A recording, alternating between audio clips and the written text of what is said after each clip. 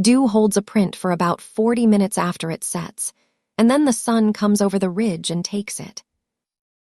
That is the only reason I know what I know, and I have never worked out whether to be glad about it.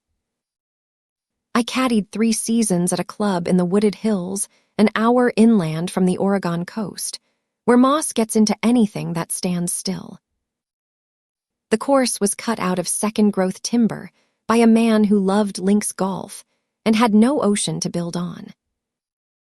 So he shaved the hillsides into something like dunes, seeded fescue, and let the alder and the salal crowd in wherever the mowing stopped. I worked the first tee time, every day the whole season, which is a job nobody wants, and I asked for twice. The dawn patrol went off at 5:40 in July, 4 members who had walked that course together since before I was born. Walking members are rare enough that the club used to keep 2 caddies just for them, and by my second summer, it was only me. The crew mows greens at 4:30, so for an hour you hear reels 2 holes off, and then you hear nothing at all. Vern trained me on that loop for 11 days, and then handed it over like a set of keys. He was 71, had caddied there since the club took its first members, and he taught the course backward. Not where to aim, but where not to go, and what to do when a man went there anyway. Then on our 4th morning together, we came up the 7th, and he slowed his walk and gave me the other kind. The 7th is a short par 4 that bends left around a shoulder of the hill, and the bold line is over the corner. That corner is a stand of alder and vine maple nobody has put a blade to in 60 years, with a 4-foot wire fence sagging along it on cedar posts. White stakes stand inside the wire, so anything past it is out of bounds by the rules of golf and gone by the rules of the club. Vern gave me his 2 rules in the order he had got them, and he did not dress either one up. If a ball goes over that fence on the 7th, you do not go in after it. You put a new one in the man's hand, you call the stroke and the distance, and you keep walking. And if you hear somebody in there calling your name, you do not answer it. I asked him the thing you ask, and he told me about a caddy named Emmett, 1978. Emmett came out of those trees 4 hours later on the far side of the ridge, wet to the chest, and could not say where he had been. The club let that become a story about a man getting turned around in heavy brush, because that is a story a club can carry. I said sure, Vern, because I was 22, and I agreed with anybody who could get me more loops. On a walking course at first light, you can read the whole morning off the grass. 4 players and a caddy leave 5 lines through the wet, and the lines tell you who cut the corner and who went hunting a lost ball. By 7, the sun clears the ridge behind the clubhouse, and every mark of it is gone, like a page turned over. So I counted lines, only because that is what the eyes do when you have walked the same holes 200 times, and the men are talking about money. 5 lines, every morning for most of a season. Then in August of my first year, coming off the 6th green, I looked back down the fairway we had just left and counted 6. 6 lines out of the 6th tee, with 4 men in front of me and nobody behind us on the whole property. The 6th ran on the left, well outside where anybody walks, tight against the rough where the fescue goes knee-high and stays wet until 9. It held the length of the hole, then turned in toward the fence line, and then there was no more of it. I caught up to the bags and read a putt and did my job, because the other option was to stand in a wet fairway doing arithmetic at myself. It happened maybe 9 times over 3 seasons, and I never found a schedule in it.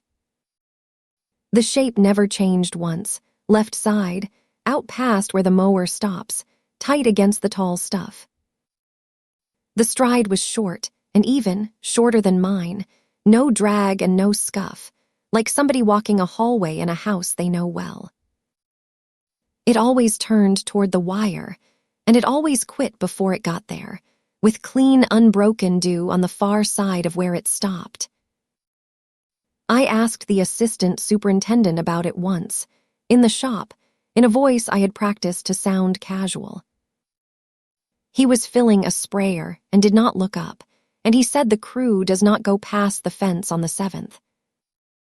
He said the property runs 200 yards further up the hill, that the club mows to the wire anyway, and then he asked if I wanted a coffee. The members knew something, and knew it the way people know a superstition they have agreed to treat as a joke. When one of them pulled a drive left there, the other 3 went quiet for 2 beats, and then it was a joke about the bet and a new ball, and up the fairway we went. 3 seasons, 4 men, 3 mornings a week, and not one of them ever asked me to look for a ball in there. The last week of September of my 3rd year, we went off in fog you could feel on your teeth. It comes up out of the low ground before dawn, settles into the bowl the course sits in, and stays until the sun opens a hole in it around 8. You could see a ball for maybe 120 yards, which is a way of saying you could not see it. I called yardages off the sprinkler heads, and the sprinkler heads came out of the white one at a time, like signs along a road. On the 7th, the man whose bag rode my right shoulder pulled his drive so far left it never crossed the fairway at all. We heard it go into the alders, a short run of leaf noise, and then a knock against something solid, and then the fog took the sound. I had a new ball in his hand before he thought to ask for one, which is not courage, only 3 seasons of being told. We were maybe 40 yards on when the calling started.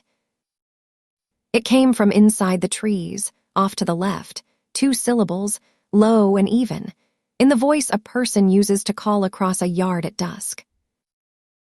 It was my name, with the small fall on the second half of it that my mother used to put there. I kept walking, and it called again, and it was nearer the wire than it had been. Then again, and by then it was even with us and keeping our pace, and the fog would not tell me how far off that fence really was. The 4 men ahead of me argued about a missed putt on the 6th the entire time, and not one of them turned around. It called twice more, and on the second one it was close enough that I could hear the shape of the mouth around it. Then we climbed onto the 7th green, which sits out of the trees on open ground, and it stopped, and it did not start again. I read all 4 putts on that hole, and could not tell you one of them now. We finished at 8 in full sun, the fog going off the low holes in strips. The men tipped me the same as always and went in for eggs, and I walked the bags down to the cart barn. The club had put screens on the fleet that spring, the kind that show the hole and the pace of play and scold you when you fall behind. The starter enters the number of riders at check-in, and it sits in the corner of the screen all round so the beverage cart knows what to look for. The dawn patrol walks, so the only cart in it was mine, the one I run ahead with towels and a cooler, and I had entered myself that morning. 1 rider, same thumb, same button, every day for 3 years. The screen said 2. I stood in the barn with a wet towel on my shoulder and reset it, and it went to 1, and it stayed at 1. That should have been the end of it. Except the little lamp on the passenger side was lit, the one that comes on when there is weight in the seat, and the vinyl under it was flat and dry and empty. I put my hand down on that seat to make it read right. It was cold the way a river stone is cold, all the way through in September at 8 in the morning, in a barn with the sun on the doors. I hung the towel in the bin and drove home and slept until 3, and I was back at the loop at 5:20 the next morning. Vern stopped caddying that winter and died in April, and in May the club hired a 19-year-old named Sonia who could read a green better than I could. I trained her on the dawn loop for 11 days, the same 11 Vern had taken with me, and I taught it backward, starting with where not to go. On the 4th morning, I slowed my walk on the 7th and told her that if it goes over that fence, she does not go in, and if it calls her name, she does not answer. She asked me the thing you ask, and I told her about Emmett and the 4 hours and the wrong side of the ridge, and I let it sound like heavy brush. That is a story a person can carry at 19 and still show up at 5:20, and she said, "Sure, Hollies," in the exact voice I had once used on Vern. I still take the first tee time, 5th season now, and I still count lines in the dew coming off a green. 5 on most mornings, and some mornings 6, and the 6th holds the left side and turns toward the wire and quits, and by 7 the ridge clears and the page turns over. Whatever walks out there has never once come over that wire, and I have never once answered when it uses my name, and so far that has been enough for the both of us.